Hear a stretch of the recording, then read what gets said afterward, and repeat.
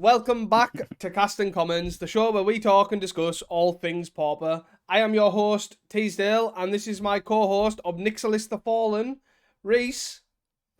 Hello. Well, you won the first event we went to, and then you didn't, so Brutal. kick a man while he's down. So, pal, I don't want to really say what have you done this week, because it's, people should know from obviously last week, but I guess, what have you done? Well, yeah, I've done some other stuff aside from the obvious Recollect event.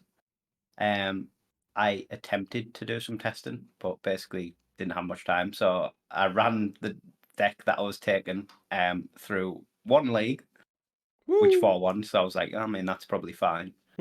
And then I jumped into the challenge and got 3 rounds in, lost to Kirby in round 3, and then my dad said he needed some help with car stuff, so I had to drop.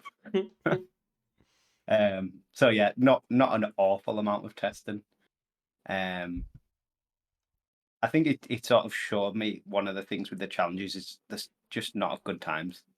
No. Like just being on the same times each week on the weekends, it's so awkward for me to be able to commit to either of them. Like the Saturday is the best time wise, but it's on a Saturday, and then the Sunday is that late that it's not really feasible to play in, which is a shame. Yeah, I do agree, because it's still, even the Saturdays, like, it's not the best UK time, is it? It's like you have to, is it like 7 it starts? Is that right? I can't really remember. It's been a No, while. it's about 10. Oh, right, okay. But So it's basically slap bang in the middle of your Saturday. yeah, because it's obviously 6 to 7 rounds. You are basically committing a full day to it, especially if you do top 8. They're definitely not the greatest for the UK times, for sure. But yeah, it'd be nice if there was some other alternate options through the week. That would be quite good. But yeah, anyway, so that was my limited amount of testing.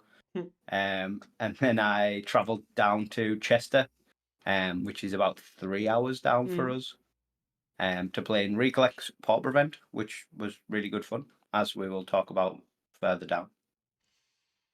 What about yourself? Again, I'm trying to figure out a routine, to be honest. So I did a league. I recorded a league with Madu Synth. That should be out this week, hopefully. If I get a chance to look at the footage, make sure I don't headbutt the screen or do anything silly.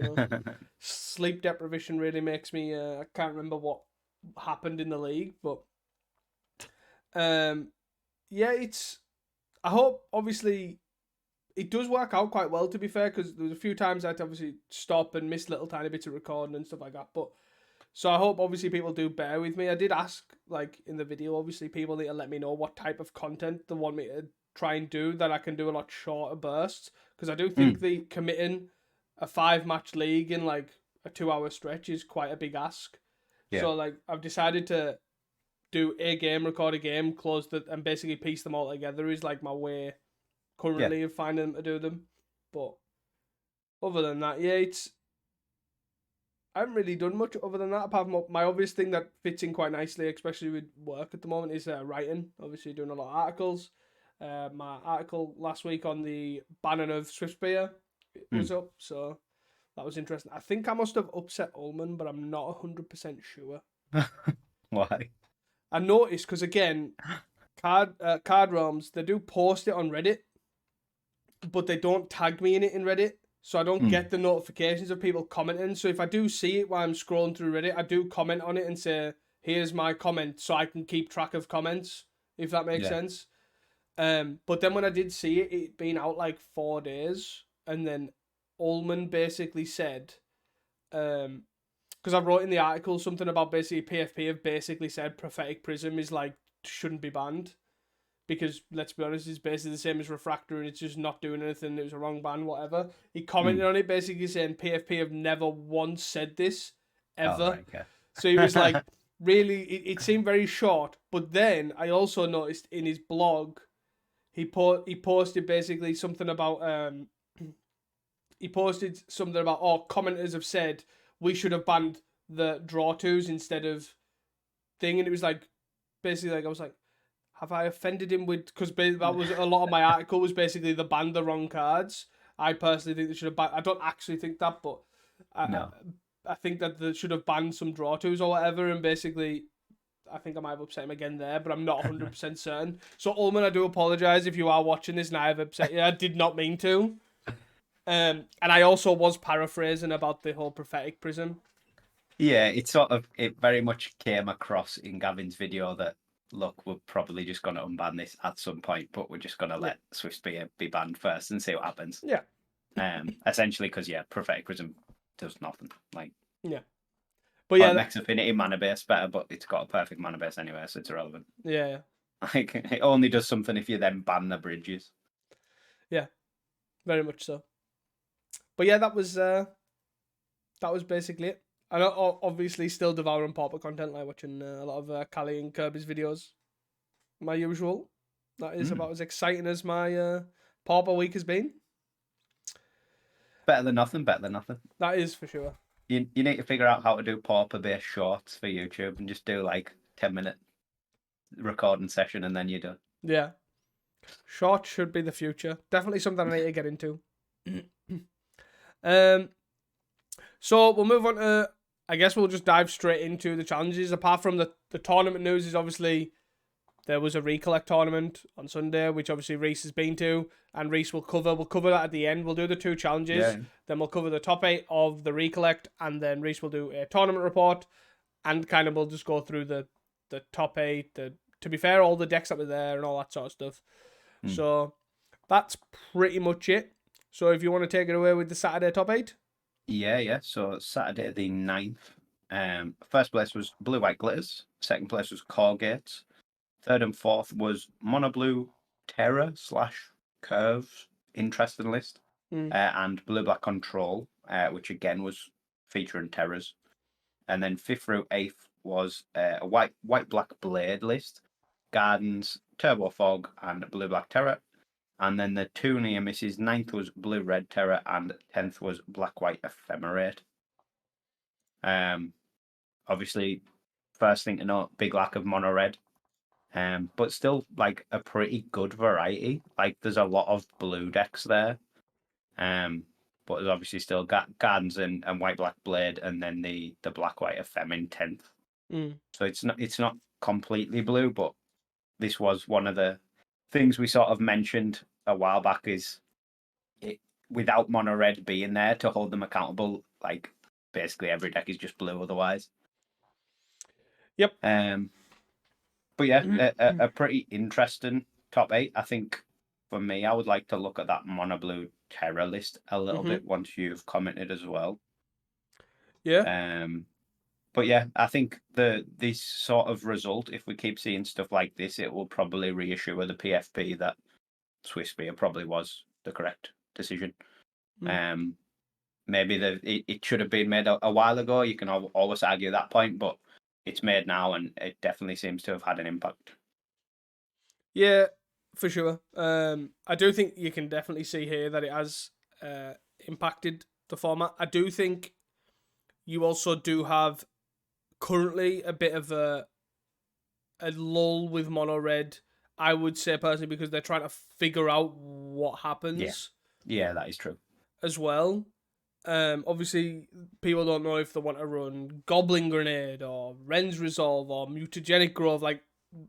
There's different options, even though I know they've only banned 4 cards, and to an extent, myself is included, of paraphrase, it's alright, just jam 4 X in this pile and it'll work. But that's not necessarily the case. Some might want to go more controlling with still with the heavy Ren's Resolves and go burn heavy that way, or some might want to go burst damage with the Kuldotha and Bushwhacker. Some might not want to do that. Some might want stickers. There's different ways to take it, and even little things if you take out Swiftspear and put in Blast Runner, for example, because you didn't run it, you've now got Kuldotha, you've got Blast Runner, you've got Tomb Raider. You've now got 12 goblins or 12 goblin producers. Do you then run Goblin Sledder? Not to mention Bushwhacker as well. Bushwhacker as well. You've just got a lot of goblins there now. It's do you even want Goblin Matron? I don't know. You know what I mean? You could run the sticker goblin, and now you could have Goblin Matron, and you've got 8 sticker goblins because you're going slow. Literally, I'm 90% talking shit, but to the point of what I'm saying is like it's opened it up because the big giant too good to must include is gone. Yeah. There's Definitely. there's a lot more space opening up there. So Yeah. it'll take some time for them to figure it out, obviously. So I'm not surprised by the lack of red, but I still would have expected some. Looking Yeah. at it, there was only 3 in the top 32. Yeah. It was really low. And all different lists as well. But looking at the top 8 alone, there is obviously a lot of variety, for sure. You've got 2 Terra decks. You've got a blue... Sort of 3. Sort of 3 if you include the control. There's a lot of terror. There's a lot Yeah. of terror, not necessarily in terror, but Yeah. three of the decks being terror based is 4 if you include the 9th as well. Yeah. I imagine that's something that's gonna rise. Just another one, just to check. Sometimes no, it's cool. Kirby and other Turbofog players at one point put Terra in the side as well, but since Murmur Mystic, it seems like they've gone down that route instead. Yeah. But there's a lot of blue decks, as you mentioned. Obviously, there's the Corgates, there's Glitters, there's Mono Blue, Blue Black, and Blue Black Terra, and Turbo Fog. So you've literally got 2, as in Gardens and the White Black Blade the deck. Gardens and the Blade. But you also have, as well, looking at this, there's a lot of mid-range. Yeah. So I wouldn't be surprised if this is, to an extent, like, Gardens is an example for me. It always was okay against red, but it just needed that breathing space, and Swiftspear was that card that basically obviously prevented that breathing space. Yeah. You can't play your tap land on 2 because you need to play this or what have you. So now I think with the lack of obviously Swiftspear not being existing, like you have that breathing space regardless, even if they go Tomb Raider into Tomb Raider, like that is not the same as Swiftspear. Like it's nowhere close. So unfortunately. So I think that, like, if that's one of the mid-range decks like Black-White Ephemerate or Black-White Blade or the Corgate deck, like, all these decks are probably in the same place where they just needed that little bit more breathing room. Like, I wouldn't be surprised if this sort of top 8 is what it looks like moving forward. Yeah, it makes sense. But sort of the only real aggro decks we've got there are the Glitters and the Mono Blue Terror. Basically everything else is control / mid range. Yeah. So it's definitely interesting. It's nice variety. Don't get me wrong. It's nice. Obviously, you've got the control deck. You've got a couple of mid range decks. You've got, I don't even know what we call Turbo Fog. I'm not gonna lie to you. Control. Sure. And we do have Glitters, which obviously, like, all these things are what the PFP addressed. They wanted to slow down the fight just a turn or two, still make Mono Red playable, which it's featured in the challenges. You know, they were concerned about Glitters overrunning with the aggro side of things. These are all things they addressed in this video because they were so good at communicating it, and it literally shows that they do actually sort of know what they're talking about, in like a no disrespect. Like they predicted this, and this is what week 1 after Swifty looked like. So hopefully it carries on. Hopefully it sort of self-fixes itself, which is fine, which we'll kind of cover later on in obviously our hot takes and stuff, like what will probably happen, I think. Just do you just want to look at this Mono Blue Terror deck before we move on? Yeah, it's fine by me. So it's like a lot of it's sort of stock to what you'd expect from Terror. It's super low on actual creatures, running only 4 Terrors and 3 Serpents. But it makes up with a couple of Serpentine Curves, as well as 3 Hard Evidence as sort of spell creatures. And then the big thing for me is like the card advantage engine that they've jammed in is with 4 Frantic Inventories and 4 Accumulated Knowledge. Just to like make it a hardcore massive card advantage deck, as well as turbo out massive 5/5s. Yeah, to me, the one card that really stands out to me is like odd is Hard Evidence. I'm all for Thraben Inspector, but I just don't understand where it fits in the deck. Is it like a anti-edict because they're only running like 9 threats with 2 serpentine curves and then the 7 like terror guys. Like, is that what that's there for, or? Yeah, I guess it sort of fits multiple roles where it's always going to be a spell to power out you guys and to power up your Serpentine Curve. It also just is a cantrip. Mm. Like, it's a slow cantrip, but it's a cantrip and just gives you a blocker either for edicts or like to block like white weenie aggro creatures, I guess. It sort of makes a bit less sense now that we are on a bit of a downer for aggro decks. Um, but yeah, it seems like quite a useful card. I think it's slightly better than it looks. But yeah, it is a sort of an odd one. I don't know if you would rather just have more like Cryptic Serpents / Murmur Mystic / Delvers. Yeah, that was my thought. It's like, it's fine. I understand like it obviously is a spell and it's kind of like a blue Thraben Inspector in the sense that it does cantrip eventually and provide you some body on the board. But yeah, it does seem odd when obviously the format's slowed down somewhat and you're just very threat light. Like, I could easily, as you say, see this being the 4th Serpent and 2 Murmur Mystics and like, Yeah, do you lose much? I guess the format has got a lot more edicty with all the blades going around. So having sort of an answer to that makes sense, but then that is sort of counteracted by the just lack of creatures in general. Yeah. Like no Delvers, no Murmur Mystics. Obviously, you've got 2 curves in there, but you don't really want to be sacking probably your biggest guy. It does seem very odd, but it seems Yeah. interesting at the same time. Like, it's got a lot more interaction as well with the graveyard, with the 2 Artful Dodges. Obviously, you've got your 4 Frantic Inventories and your 4 AKs, but then only runs 7 self-mill effects. Like, again, another thing that seems odd to me. But yeah, the obviously the self mill is still really good if you turbo out a guy, but if you just want to jam this massive card advantage engine, you ideally just want to cast all these 2-drops anyway, and power yourself there. But yeah, it just seems like a interesting sort of slant on mono blue, going like even more spell heavy than they normally are. yeah. I definitely like it, and I like the. I think Stompy was, when he was playing Mono Blue, was really big on like Artful Dodge.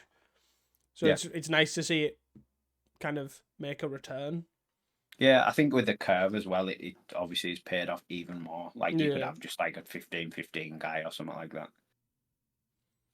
Yeah, it's definitely cool. Definitely like it, and obviously still got the 4 brainstorms and the mental note Lorien reveal kind of draw engine too, as well as your AKs. So it's pretty nice. And obviously worked out well with the top 8.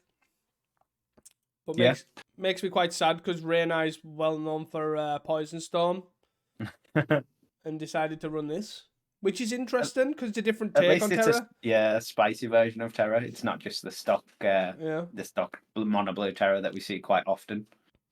But still on 7 blasts as well in the side. Yeah. One of the still hitting the red, even though it's not there. Yeah. I don't really know what to tell you.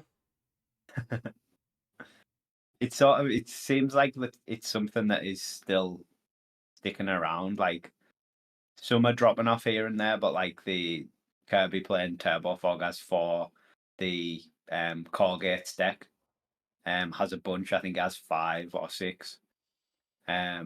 So there is still a lot of blasts around. Even the Glitters deck, I think, has 6. Yeah. So despite the huge lack of red, people are still very, very prepared for it.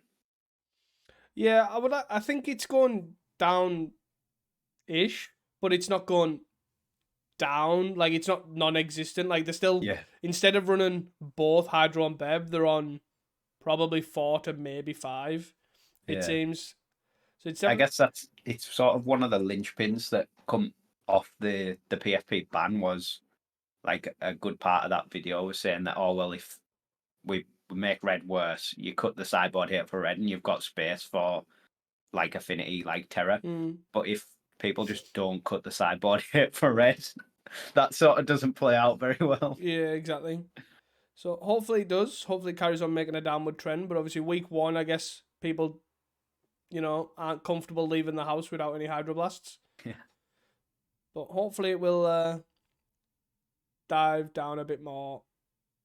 Do you want to move on to Sunday, or have you got any other comments on the Saturday challenge? I guess my only other comment on the Saturday challenge, which I've kind of only just realised, is Medvedev was playing goblins in 11th. Like full-blown goblins. And I missed this because I literally typed in Tomb Raider to find the red decks. And it didn't run Tomb Raider. Yeah, it's sort of obviously like a Goblin Sledder, Mog Raider deck. Still got Epicures in there, still got Simps in there. Still obviously on Kuldorfer Great Furnace, so it's still like part of the Kuldorfer engine in there. But yeah, powering up with Foundry Street Denizens alongside Mog War Marshals, Goblin Sledders, and Mog Raiders. It's definitely an interesting way to go. Jamming 4 Goblin Grenades as well is basically one Fire Blast. 4 Goblin Grenades is the only burn. Definitely interesting, but I imagine you can pretty quickly make just a huge guy, get in for a bunch, and then just Goblin Grenade them. Yeah, definitely an interesting way to go. Yeah, it definitely is. And obviously, Foundry Street Denizen, is it going to be the Swiftspear replacement we all need? I think we are seeing a lot more of the, well, obviously, as I'm going to discuss later, the Bushwhacker becoming even more key. Like, I think that's the downside to the Swiftspear ban, is that the Bushwhacker play line is obviously a lot more miserable than just like one guy. Like Kuldorfer into Bushwhacker, that is. Yeah. And I think what's going to happen is basically all the red decks will have to lean on that quite a bit more if they want to play this Kuldorfer shell, which probably isn't the greatest thing for the format, but we'll see. Would you like to move on to Sunday? Yeah. So Sunday the 10th, first place was Combo Walls. Second place was Turbo Fog, making another appearance. Third and fourth was a Kuldorfer Red, getting in there, and a Gardens.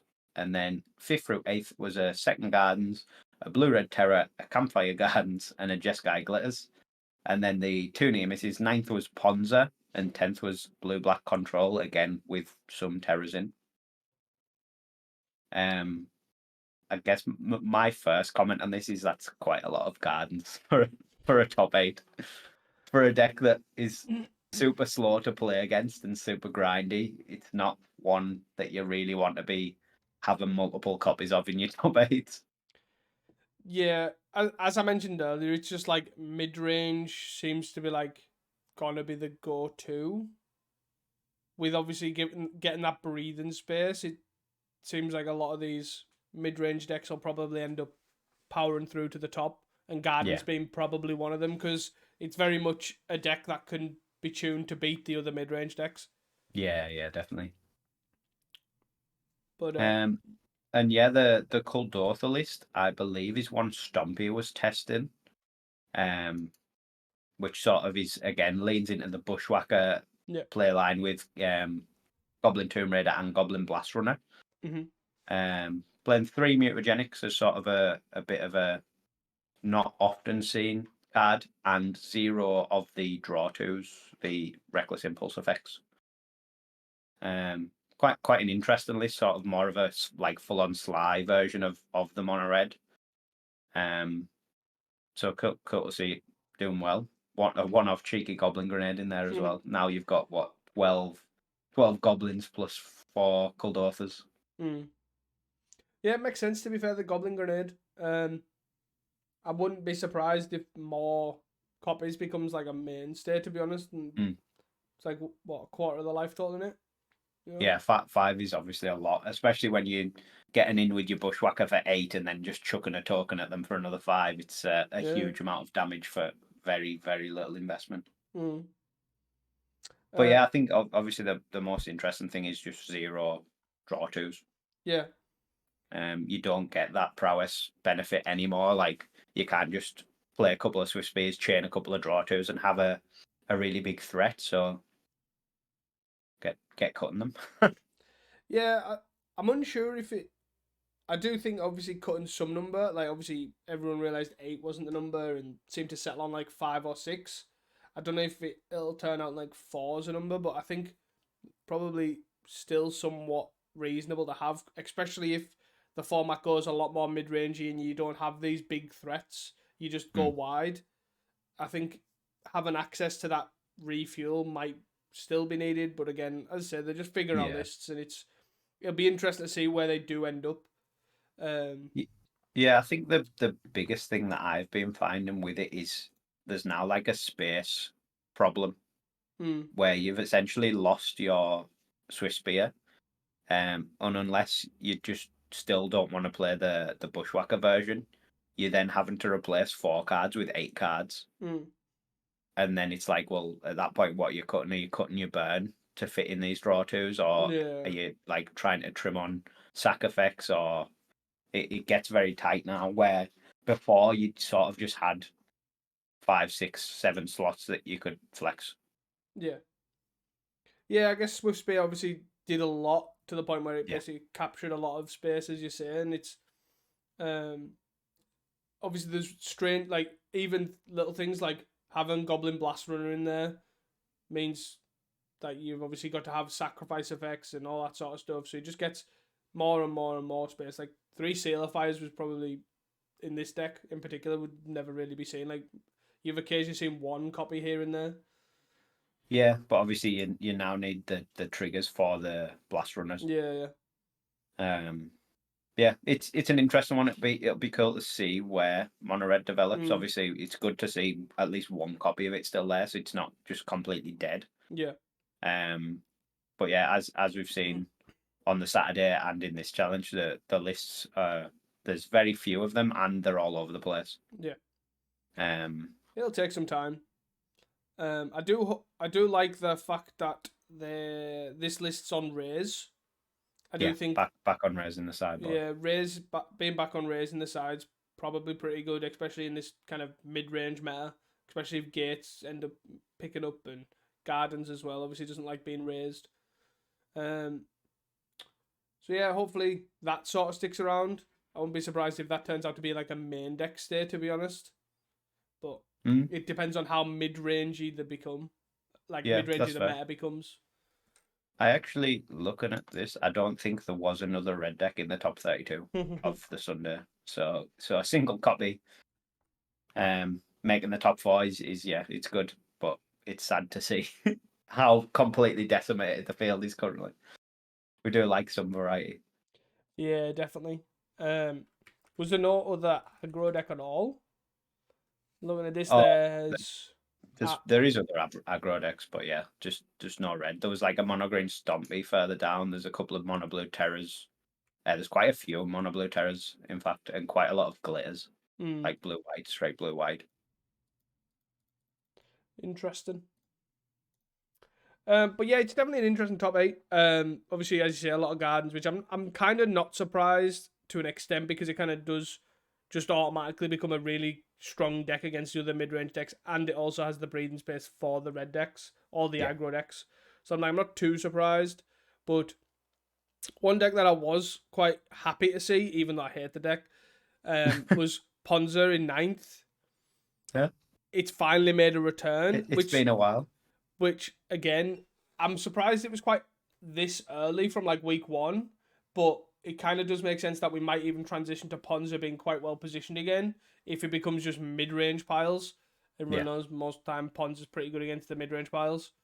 So we might actually get this like cyclical slowed down meta where you could even rotate Ponza into then if Ponza's good then Grixis Affinity could get good again, like well positioned, and you've got this kind of potentially mid-rangey rotating meta, but by the sounds of that, there's also no control or aggro in that slot. It's just here's a bunch of mid-range piles. Which one's better? So Yeah, it'll be interesting. I think there's definitely some churning and changing going to happen in the next few weeks. Yeah. Obviously, Mono Red's got a lot to figure out, but everything else at the top now has changes to make. Now they're not scared of this Swiftspear anymore. Yeah. So Yeah. it'd be cool to see where it settles. Yeah, I Probably think next so. week and the week after. Yeah, there's definitely a lot of, like, obviously we've got time to obviously see how it fits out, and I think a lot of people have just played decks that they know and just seen what happens, and then a couple of them have tried to figure out, like, this is what I think Cold Author will look like or whatever. But yeah, it's definitely nice, and I hope we see some sort of change, especially in terms of like sideboard slots. That's one that I do think needs to kind of start rotating. I think, like, oh, there's no red, pull that out, or there's no terror, pull the relics out. Have, you know, all that sort of stuff. So I hope that sort of comes. It's a nice. I don't know. I just find it a nice feature of Magic is when decks do well, sideboard cards like kind of come back in and then drop off. So I think it's, I don't know, I just always like that kind of metagaming of sideboards, but which we've kind of lost as of late because it's been, here's your 3 decks that you want to beat, here's your 15 cards in that 3 decks you want to beat because there's 8 copies of each or whatever.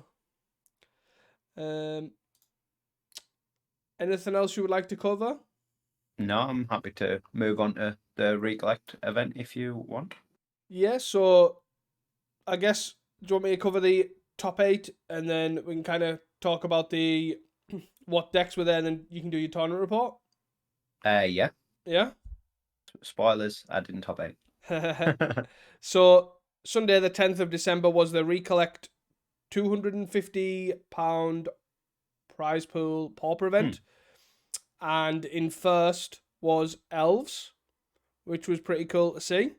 Yeah. Second place was White Weenie. Third and fourth was both Corgate, one splash and red. 5th through 8th was a Mono Blue Terror, a Kuldotha Red, a Mono Black Devotion, and a Flickertron. So the only thing I've got to mention mainly is, A, it's a very diverse top 8 of all decks that you don't normally see. Like, we wouldn't normally see a lot of these in too much in Magic Online challenges and stuff, so it's quite nice to see like Mono Black Devotion, Flickertron, and also Elves. The other comment is under the impression the Elves player had basically borrowed this from a friend, and it was the first time he'd ever played Elves. Oh, that's pretty cool. So I don't. He definitely picked the right deck to borrow because the field, like when you look at it, it's a very good field for Elves. Yeah. Like there's only 2 red decks, and then it's a pretty one gardens, I think. So it was a really solid field to be playing Elves in. So another thing to note is we have a list of all the decks that were played. There was no more than 2 copies of one particular deck. So, and there was 2 red decks, there was 2 Mono Blue Terror, there was 2 Blue Black, and then there was a singleton of, I'm just going to run through them to be fair, probably easier. There was a Walls, a White Weenie, a Mono Blue Fair, Elves, Bogles, Blue Black Fair, a Boros, a Gardens, a Heroic, a Red Black Goblins, a Tron, a Poison Storm, and a Blackburn. That field is awesome. That is my kind of field. Anything goes. I love it. Like, in comparison, obviously size-wise, so there was 22 players. Like, you're going to get obviously, usually that kind of skews numbers a bit, but this is just open.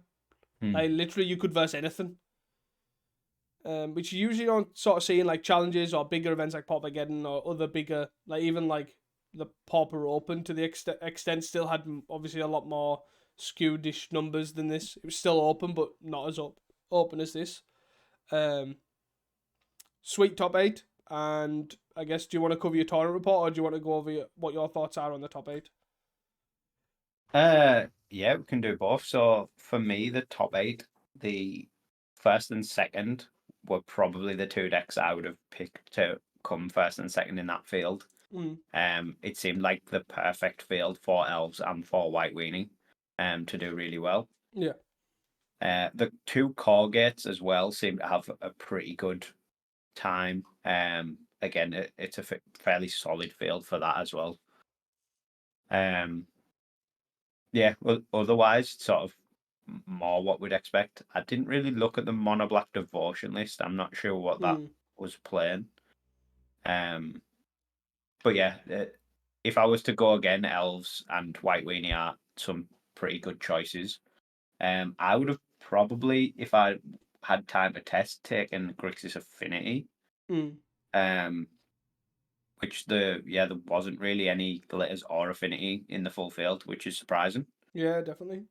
But yeah, unfortunately, I had very little time to test and ended up putting some Tomb Raiders in my in place of my Swiftspears and just YOLOing it, and it didn't work out very well. But yeah, so for sort of my experience, I guess, firstly, Recollect put on a great event. It was really fun. It was a super friendly environment. The staff were great. Obviously ended up with 22 players, 5 rounds of Swiss, and a top 8 cut. They do have capacity for more players, so I think they're hoping to hit 32 on the next event, which would be great if we can get there. Yeah, so from my perspective, I was very ill prepared. I hadn't had much time to play much Pauper, and obviously other than that league and sort of 3 games of a challenge, basically just got my Kuldotha list from the Northern Pauper Open, took 4 Swiftspears out, put 4 4 Tomb Raiders in, and basically called it a day. And was like, we'll see how bad this is compared to Swifty. My round 1 was against Mono Blue Terror, which I won 2-0. If I remember rightly, the first game he kept a 1-lander with 2 cantrips, one which was a Brainstorm, and ended up Brainstorm locking himself for 2 turns, which was obviously just game over. And then game 2, I got a well-timed Pyro, a counter, an early Terror, and was able to close it out. Round 2 was against the second place White Weenie. Some very close games. I ended up losing 1-2. This is where, like, the first time in this tournament where I felt the Swiftspear hit being really bad. Like, I wasn't able to like attack through 3-2s and 2-3s. And basically the 2 games I lost, I was literally like 2 or 3 points short both games.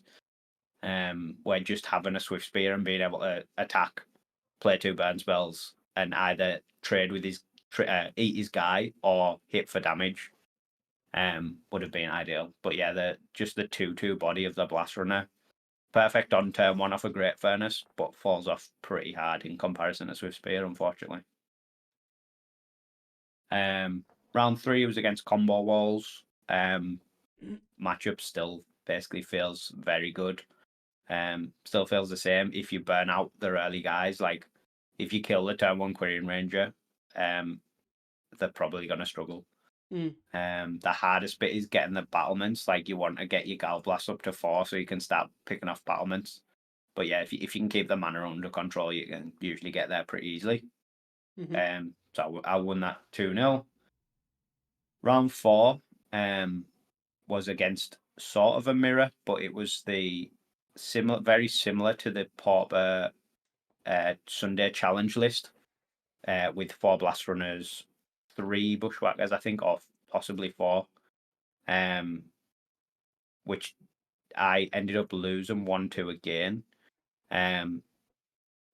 Obviously, without the Bushwhacker package, my plan is more controlling than his.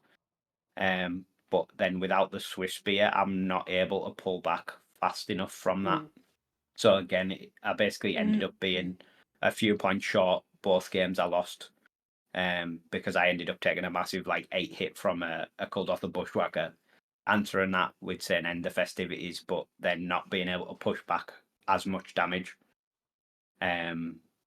So yeah, his top decks, he had more time to top deck burn than I did, essentially. It was one where again the Swiftspear lost hurt, and where something like Electricity over End the Festivities would have been much better in my sideboard to try and play that controlling role. Because you can essentially counter the Bushwhacker play.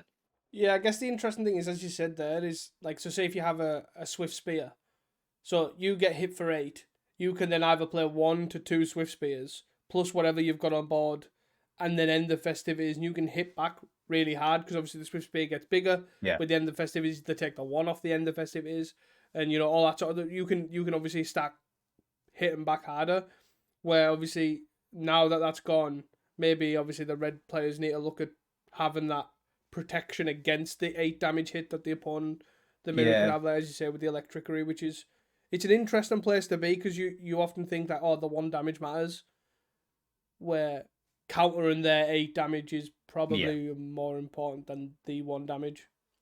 I think this game was probably what sold me on. Without the Swiftspear, you sort of need to be on that Bushwhacker plan. Yeah. Or drastically change like how your list set up. And unfortunately, that was basically the end of my tournament, because all the 3-2s were able to ID into the top 8, or 3-2s or above, I guess.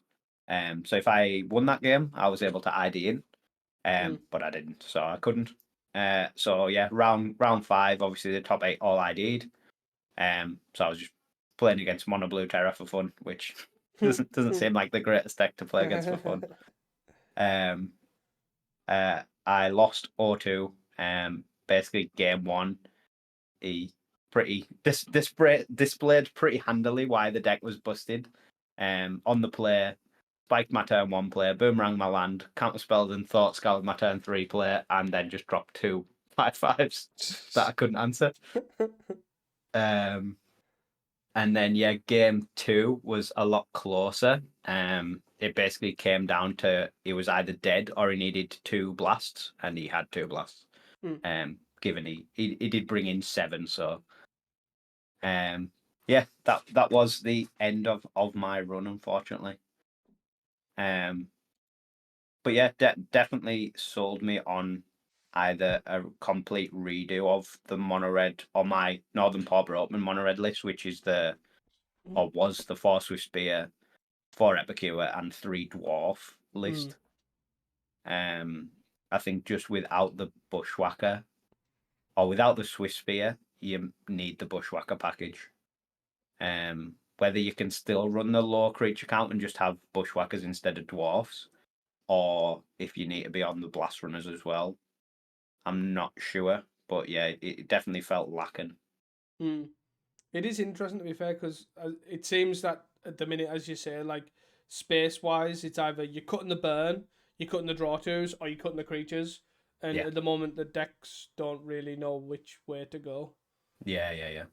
So it is interesting, and it'll be interesting to see how they develop over time. And obviously, your list was on the pre-Tomb Raider. Yeah. Pre-Tomb Raider Essentially, dwarf. essentially it was the pre-Tomb Raider list that I was playing, and I just took out the now banned Swiftspears for the Tomb Raiders. Yeah. But yeah, a great event overall. Unfortunate that I wasn't able to prepare a bit better. I'll definitely test more for the next one. Yeah, testing's always advised. I generally test the deck and then change the deck. So at least you did test the deck you played. That's always a bonus. But it just worked out badly that we basically had 2 Pauper FNMs like the weeks leading up to this event. But the first one, it was my work's Christmas party, so I couldn't go. And then the second one, it was my girlfriend's friend's birthday, so I also couldn't go. But then also, I guess that the second one was the only one that would have had Swiftspear banned, though, right? So the first one you kind of would have just played your dwarf Swiftspear list potentially, and then because this is obviously the first challenge that it was banned. Possibly. So the first. When was the ban announcement? So was it last Monday or something like that. All right, good. Yeah, it was Monday. It was So Monday when yeah, it it would have been one F&M, Yeah. but better than nothing. Oh, for sure. But yeah, so it's not like the worst, if you know what I mean. Like you've missed effectively one slot of testing, and you maybe come to this conclusion, as you say, that this deck's not it. Maybe the challenge and the league that you would play would have been with Grix Affinity. Which again, you have had a lot of reps with. You probably could have just went zero testing and ran with it. Yeah, I probably should have. I don't know why I didn't. I just thought, oh well, I'll just YOLO this and see what happens. For reference, that's always a bad idea. For reference, this man started probably in Mirrodin and has probably played exclusively artifacts for the first decade that I knew him. Playing Magic. Yeah, but Bridges made it so much less fun. True, I'm not disagreeing with you, but you have so many reps. You literally would like riding a bike. It's like, oh, I just do this. Here's 4 Mer Enforcers. Yeah, you are probably right. But yeah, it definitely seemed like a great event. And yeah, I would definitely, even if you're just in the area of Chester, go in and see the shop. Like, it's a really cool shop. They've got loads of cards. They've got loads of like old games and stuff. I ended up picking up 2 Rock for Xbox, original Xbox. Oh. So yeah, definitely worth going and visiting them. And if there is an event on that you want to play in, just definitely recommend going and playing in it. I recommend following them on Facebook as well. They at the beginning of each week they announce what they've got through the day. So say even if you're working in that area and you're going through the week, you can have a look and they'll have Yu-Gi-Oh, Lorcana, Magic, all sorts through the week. They're a pretty cool store. Like obviously they didn't start as a store. They started off as like a Facebook page that sell collectible items, and then they eventually just expanded and they're now got a store and they're doing amazing. It's great to see. Highly recommend checking them out. Moving on to shoutouts. Yeah, go for it. So just a quick few shoutouts. So congrats on the top 8 for Kirby. Reese feeding him with the Turbo Fog in the Saturday challenge. It was definitely tough, that. But yeah, nice to see Kirby obviously doing well with some sort of pile. It's either Turbo Fog, Breathless Gates, or 8 Pyroblast Boros, whatever it normally is. He's always on wacky brews and challenges, and congrats for doing well. Congrats to Hyson for top 32 and on the Saturday with Flickertron with Runaway Boulder. Seems like it's sort of becoming a staple slowly, which I like. And finally, congrats on One Big Pin _ for the double top 8 of both challenges. Unfortunately, you did play Campfire Gardens, but congrats anyways. It's a good name, that, to be fair. Yeah. Congrats on the One Big Pin name. So yeah, congrats all, and nice shout outs to everyone. Moving on to the hot takes from last week. Yeah, so my first one from last week was that Mono Red would still be represented in the top 8 of A challenge, but not to an unreasonable level. Obviously, we're on the very, very low end of that hot take. But there was a single Mono Red in the Sunday challenge top 8. So we'll call that a win. Yeah, you probably couldn't get any lower than an unreasonable level. Given it was the only Mono Red in the top 32 as well. Yeah. Mine is, we'll continue to see like 8 blasts / same level of hit in sideboards for red as we did pre-ban. I think ultimately it's lower, especially in terms of blasts, but not by a lot. It's not like it's like 1 blast less. Yeah, it's like 1 or 2 blasts less. But even the non-blue decks, like the Gardens and the black-white decks, still seem to have the same number of sideboard hit. Like they were always on 3 to 4 weathers, and they've still got 3 to 4 weathers. But definitely needs to go down a bit more. Really does. Yeah. My second one was that other non-Swiftspear aggro decks, which I guess is all aggro decks and now non-Swiftspear aggro decks. Yeah. But other non-mono red aggro decks will have a resurgence. I guess there was none, but it's sort of like Medvedev's list is very different to Kuldotha Red. So I don't know how close we are with that, but it's a strange one because obviously there's the decks that are the aggro decks that we've seen, like as you say, like going for Terror, like Mono Blue Terror and Glitters, like they've always been around. The other decks like are slowly standing on feet. Like obviously we've seen a little bit of White Weenie and obviously the Recollect, and then we've seen the Stompy and, as you say, the Goblins sort of starting to at least make an appearance. So maybe it is the start of something, but I wouldn't say we're there yet. Yeah, my thought on this was it's more looking at like Boros and stuff like that. Boros, White Weenie, etc. And I think, but yeah, so not yet. It's definitely showing signs. Like there's a glimmer, because obviously we've seen there's a glimmer of hope. Yeah, we've seen Stompy, we've seen a bit of Goblins, so there's hope and there's time yet. Mine is, I really need to stop putting FAMs in my hot takes. Like basically, is my conclusion. I wrote FAMs will make an appearance next week in the top 8 of either of the challenges. It just didn't happen, and I keep thinking like, oh, it's all right. FAMs is really well positioned, which I do think it is well positioned. But then I also forget that people just don't want to be going click, click, click, click, click, click, click for 7 hours straight. Unless you're GN and Callie, like nobody wants to do that. You just need to make this hot take and then message Callie right after you've recorded. Please play FAMs in the challenge. That's a good idea. I'll check with him when next time he's got a challenge weekend free, and then I'll make it the hot take the week after. That's a good idea. Good thinking, Batman. So yeah, hot takes for next week. Let's go for it. My first one for next week was that Bogles and Hor Heroic will make a return to the top 8. It's been quite a while, and the decks are still very good. Yeah, I don't see anything wrong with that. That's a fair one. Hopefully, it makes a return. Depending on the mid-range piles as well, they're pretty decent at fighting like the Corgate style piles. Obviously, a bit worse against Gardens. But yeah, it will be interesting to see, and I think they're more than good enough to make it there. Yeah, let's just hope to dodge this giant influx in Tithe and Blade. Yeah, true. My next one is basically it's not really. It's kind of like a lukewarm take, to be fair. Mid range will be basically king next week with the return of Black White, and like if Black White Ephemerate was in the top 10, which was surprising. I don't know why I got this far and not mentioned that. Obviously Black White Blade seems to be at least making one a week. We've obviously got a lot of Corgate, a lot of Gardens, and then I think on a little tag along for that, I kind of touched on it, that not next week, but the week after, we'll probably see a big influx in Ponza.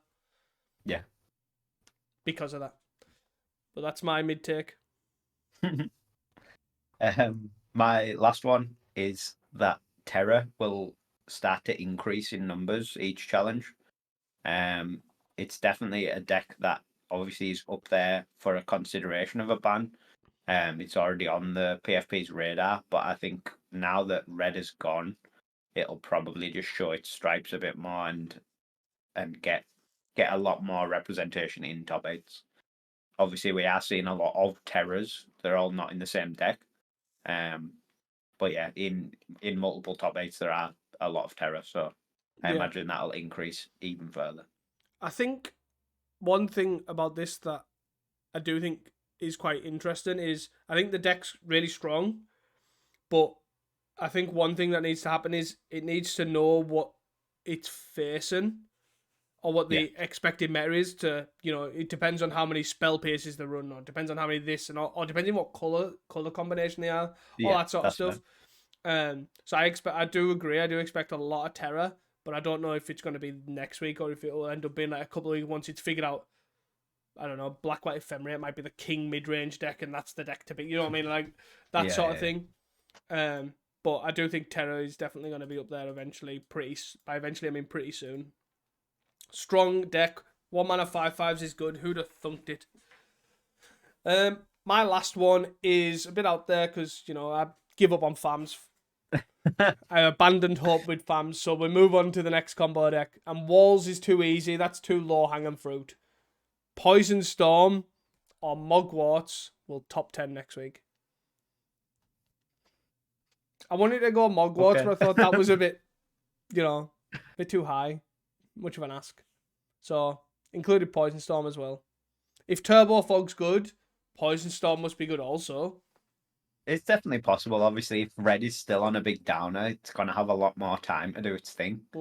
Yeah, Yeah. See if Raynar moves off the Mono Blue Terror. Yeah, and mid-range. If mid-range is everywhere, it's basically free. Like, mid-range decks can't beat Poison Storm, let's be honest. Unless it's Ponza. That's about it. Free? Raynar, if you're watching or listening, get on it. Please Please play Poison Storm. That's it. Calling it. Anything else you'd like to add? No, that's it from me. So, guys, thank you all for listening. If you have enjoyed this podcast, please do not forget to share it with your friends, family, loved ones, and local pauper community. Please go down to your local butchers and tell your butcher. And that is all from us at Casting Commons. Until next time, and don't forget to stay hydrated. Peace. Bye.